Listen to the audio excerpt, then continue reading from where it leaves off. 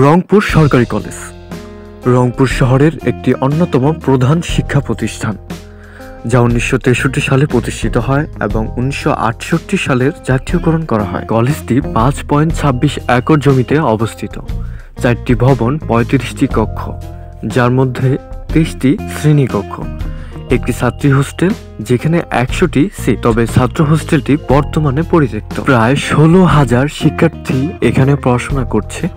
67টি পদের বিপরীতে 62 জন শিক্ষক কর্মরত আছে। সহশিক্ষা কার্যক্রম: রংপুর সরকারি কলেজ সাহিত্য সংস্কৃতি সংসদ রসক বিতর্ক পরিষদ, বাঁধন স্বেচ্ছায় রক্তদান সংগঠন, রংপুর সরকারি college rover scout, Bangladesh national cadet corps BNCC.